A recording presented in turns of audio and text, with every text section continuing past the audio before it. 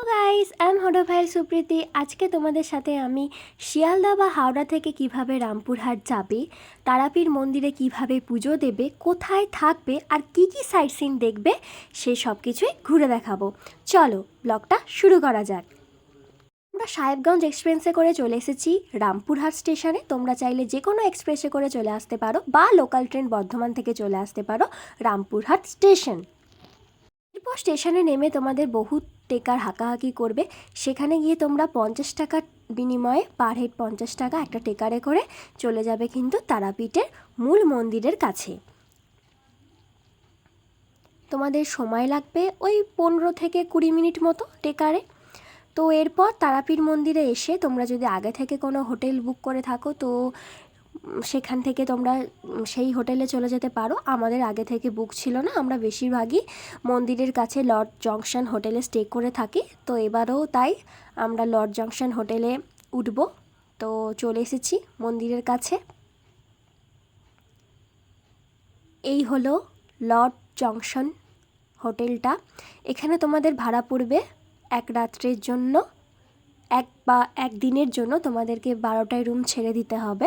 সেখানে তোমাদের ভাড়া পড়বে নন এসি রুম 800 টাকা, আর যদি এসি রুম নিতে চাও 1200 টাকা। এটা কিন্তু সিজন ওয়াইজ এই রেটটা কিন্তু বাড়া কমা করতে পারে। তো এই হলো রুম, বেডরুম। আর এই দেখো ব্যালকনি থেকে কি সুন্দর দেখা যাচ্ছে তারাপীঠে মায়ের মন্দির যাওয়ার রাস্তাটা আর তারাপীঠের বাজারটা দেখো। আমরা হোটেলে ফিরে একটু ফ্রেশ হয়ে এবার কিন্তু সন্ধ্যাবেলা চলে যাব মায়ের মন্দিরে পুজো দিতে। তো তোমরা এই মায়ের মন্দিরে যাওয়ার রাস্তার দুপাশে অনেক রকমের দোকান পেতে পারো পূজার ডালা নেওয়ার জন্য। তো আমরা পুজোর ডালা নিয়ে নিয়েছি। এরপর কিন্তু আমরা মায়ের মূল মন্দিরে কিন্তু প্রবেশ করতে চলেছি।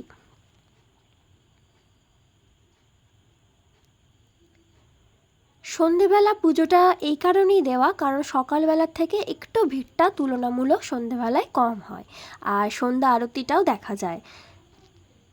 7টা থেকে শুরু হয়, তোমরা মায়ের বেদিতে বসে দেখতে পারো।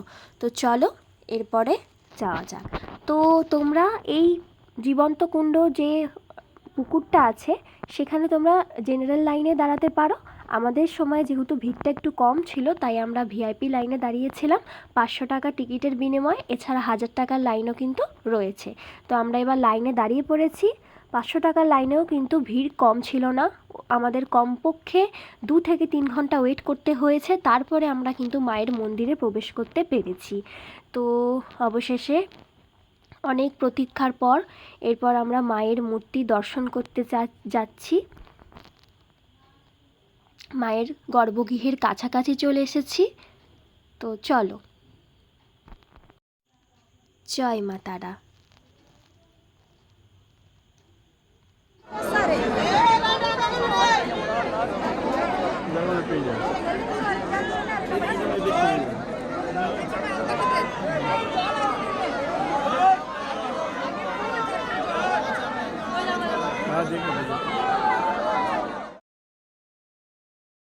যেখানে ডালা নেবে সেখানেই জুতো রাখবে, আর সেখানকারই পানটা কিন্তু তোমাদেরকে নিয়ে আসবে মায়ের মন্দিরে পুজো দেওয়ার জন্য। তো চলো এরপর আমরা প্রায় চলে এসেছি।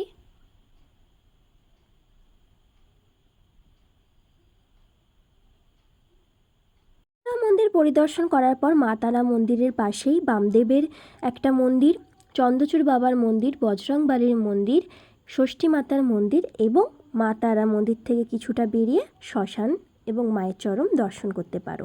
মন্দিরে পুজো দিয়ে আমরা একটু টিফিন খেয়ে নিয়েছিলাম। এরপর রাতটা স্টে করে আমরা সকাল সকাল কিন্তু বেরিয়ে পড়েছিলাম তারাপীঠের সাইট সিনের উদ্দেশ্যে। তো সাইট সিন করতে গেলে তোমাদের একটা অটো ভাড়া করে নিতে হবে, যেখানে ভাড়া পড়বে 500 টাকা। তো আমাদের প্রথম ডেস্টিনেশন হলো মা মুন্ডমালিনী তলা, তো যেটা তারাপীঠ মন্দিরের একদম পাশেই। তোমরা চাইলে কিন্তু হাঁটা পথেই যেতে পারো, কিন্তু আমরা একেবারেই যেহেতু অটো বুক করেছিলাম তাই সমস্ত সাইট সিন কিন্তু একেবারেই রিজার্ভ করে নিয়েছিলাম। তো চলো আমরা চলে এসেছি দেখো মুন্ডমালিনী তলাতে। মুন্ডমালিনী তলাটা অত্যন্ত একটা শান্ত স্নিগ্ধ একটা পরিবেশ। তো মা মুন্ডমালিনী দর্শন করার পরে তোমরা কিন্তু অনেক সমাধি মন্দিরও দেখতে পেয়ে যাবে। এরপর মা মুন্ডমালিনী তলা দর্শন করে আমরা চলে যাব কিন্তু আমাদের নেক্সট সাইট সিন বীরচন্দ্রপুরের উদ্দেশ্যে। বীরচন্দ্রপুর হলো প্রভু নিত্যানন্দের জন্মস্থান।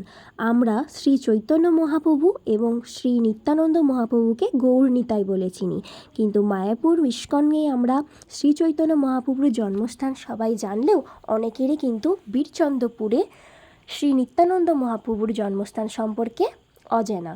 তো চলো আমরা কিন্তু এবার অটো করে সেই নিত্যানন্দ মহাপ্রভুর জন্মস্থান, গৌড়মঠ এবং জগন্নাথ মন্দির দর্শন করতে যাব।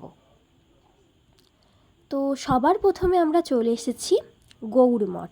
তো রাস্তায় অটোটা দাঁড় করানোর পরে তোমরা এই গৌড়মঠ দর্শন করে নিতে পারবে। গৌড়মঠে কিন্তু গৌর নিতাই মন্দির আছে। মন্দিরের ভেতরে কিন্তু পারমিশন নিয়ে কিন্তু ভিডিওগ্রাফি, ফটোগ্রাফি তোমরা করতে পারবে। তো গৌর নিতাই মন্দির তোমরা দর্শন করে নাও। এরপর গৌর নিতাই মন্দির থেকে বেরিয়ে কিছুটা হাঁটা পথ ধরে আমরা চলে যাব কিন্তু নিধুবনের উদ্দেশ্যে। তো নিধুবন যাওয়ার পথে আমাদের পড়বে রাসবিহারী মন্দির, যেটা জগন্নাথ, বলরাম, সুভদ্রার একটা মন্দির। এরপর জগন্নাথ দর্শন করে আবার আমাদেরকে কিছুটা পথ হেঁটে যেতে হবে এবং তারপরে আমরা পৌঁছাবো কিন্তু নিধুবন। আর এই দেখো এই বিদ্যালয়টা, যেখানে শিশুদের কিন্তু বিনা পারিশ্রমিকে পড়ানো হয়, যেটা ব্যাসদেব শ্রীনিকেতন নামে পরিচিত। তো এইখানে কিন্তু ফটোগ্রাফি করা স্ট্রিক্টলি বারণ ছিল। এটাতে থেকে পঞ্চপাণ্ডব নাকি এই স্থানে এসেছিলেন মহাভারত যুগে। এরপর আমরা চলে যাব খাটুগাড়া আশ্রমে। এই কথিত আছে শ্রী নিত্যানন্দ মহাপ্রভু তার মায়ের স্নানের জন্য সপ্ত সাগর ও সপ্ত নদীকে আহ্বান করেছিলেন এই স্থলে। এই স্থলে কিন্তু একটা মহাদেব রয়েছে জলের তলায়, প্রত্যেক দিন নিত্য পুজো করেন পূজারী। এরপর আমরা চলে যাব মায়াপুরের মতো বীরচন্দ্রপুরের ইস্কন মন্দিরে, যেটা মায়াপুরের আদলে তৈরি।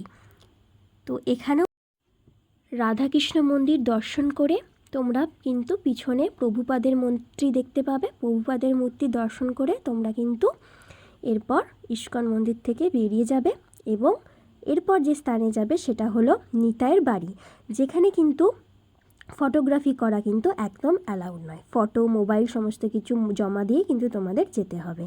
এরপরে তোমরা আসবে জগন্নাথ মন্দির দর্শনে। জগন্নাথ মন্দিরেও সেম, তোমাদের কিন্তু ভিতরে ফটোগ্রাফি করা একদম অ্যালাউড নয়। তোমাদেরকে বাইরে থেকে আমি জগন্নাথ মন্দিরটা দেখাচ্ছি। এরপর বীরচন্দ্রপুর দর্শন করে আমরা চলে যাব কিন্তু বামাখ্যাপার মন্দিরে। বামাখ্যাপার মন্দিরে কিন্তু প্রথমেই বিল্ববাসিনী মা দর্শন করতে পাবে তোমরা, খুব অত্যন্ত জাগ্রত মা। এরপর তোমরা বামাখ্যাপার কিন্তু জন্মস্থান দেখতে পাবে। তো চলো তোমাদের বামাখ্যাপার বাড়িটা একটু ঘুরে দেখাই।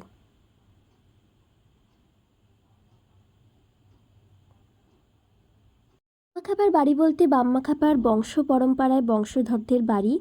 এরপর তোমরা ফেরার পথে একটা বজরংবলী মন্দির দর্শন করতে পারবে। এরপর কিন্তু তোমরা আবার ফিরে আসবে তারাপীঠ মন্দিরে। তো এটাই ছিল তারাপীঠের সাইট সিন ব্লগ। ভিডিওটা ভালো লাগে থাকলে লাইক করে দিও।